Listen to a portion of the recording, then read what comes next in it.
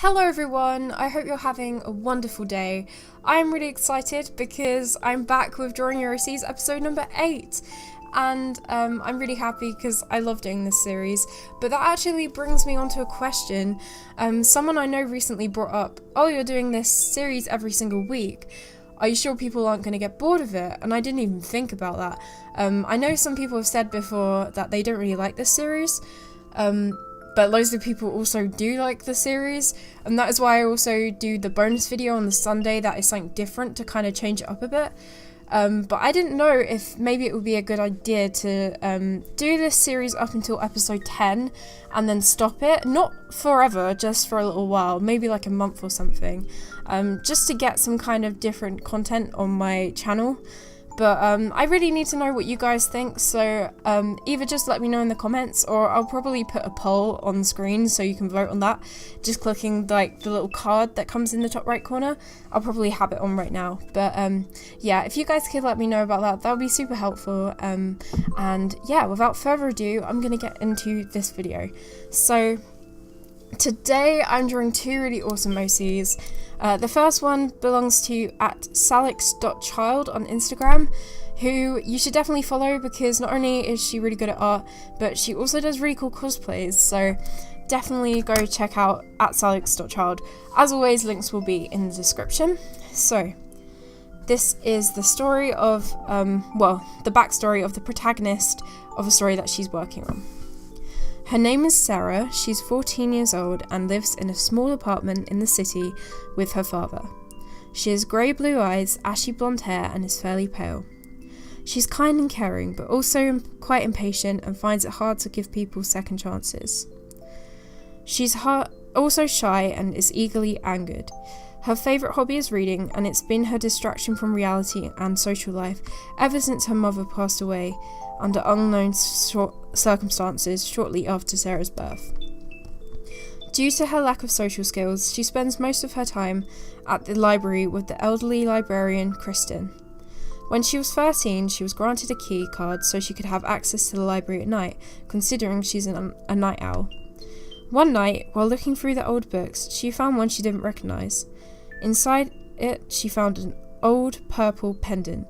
She tied it around her neck and left the library, but quickly realised it was more than just a regular necklace.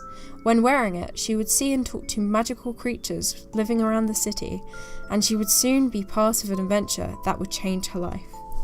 And I thought that was such a cool story because I personally would love to have a pendant that would allow me to have the ability to see magical creatures. That sounds so cool, and it also sounds like a really cool premise of a story, so I really want to know more about the story now. But this, I thought, was the perfect opportunity to draw a character that was kind of mid-action pose, because I don't think that's something I've really done on this series as of yet. I haven't been particularly ambitious with much of the drawings on it, and which is stupid, because that's exactly the reason why I chose to do this series, if you guys can remember. It's because I wanted to draw more diverse characters. I wanted to draw characters I'm not used to doing, so I wasn't stuck in my same kind of regimented thing. So I said to myself, let's try and get more of a feel of movement in this. And I think I kind of achieved that. I mean, it still has some working on to do. Obviously my anatomy isn't perfect, but I think in art it's all about trying out different things and not being stuck in the same kind of comfort zone. Another thing about this character that was quite hard for me was she's 14, so she's quite a lot younger than people that I usually draw. So I had to alter her features in a way to try and make her look younger. So for example, I made her eyes a lot bigger, her cheeks a bit puffier, just like kind of features you associate with someone who's younger. I think another thing to really challenge myself would be to choose a elderly character in the future as well, to draw, because that would be really difficult for me. So yeah.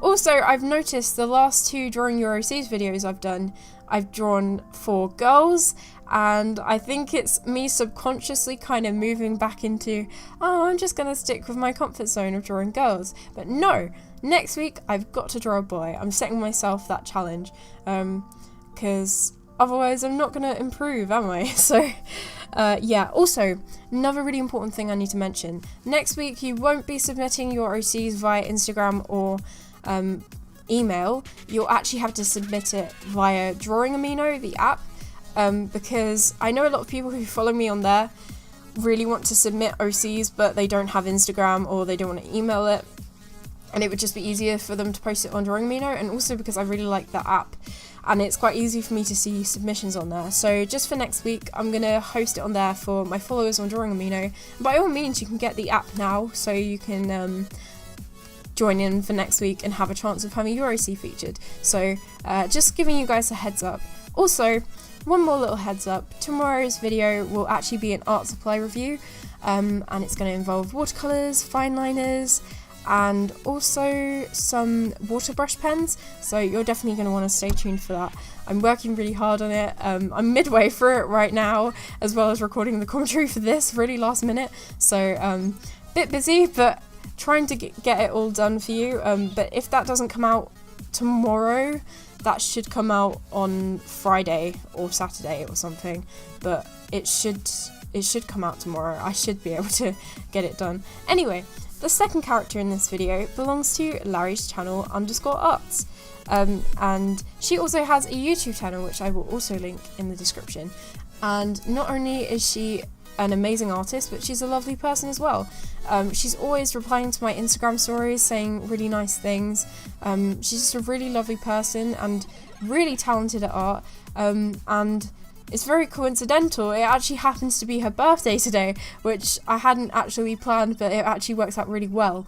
And there was another coincidence as well. When I went to go check her channel about an hour ago, I found that she uploaded a new video and she actually drew this OC in that video. So I just thought that was such a funny coincidence, because I drew the same OC on the same day.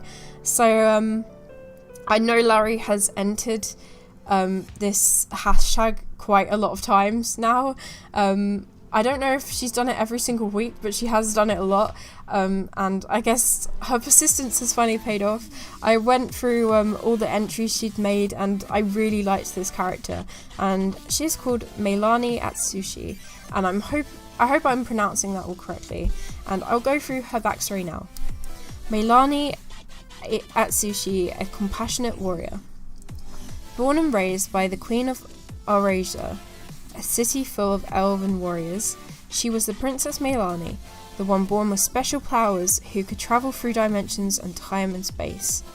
One dark night, at the age of 8, Melani was sleeping when nightmare souls crashed through the castle trying to kill the princess. Her mother saved her by using her life powers to protect the little girl. Through the years, Melani grew and became much stronger and powerful. She didn't have any family members with her, only the castle maid, who stayed with her since her mother died.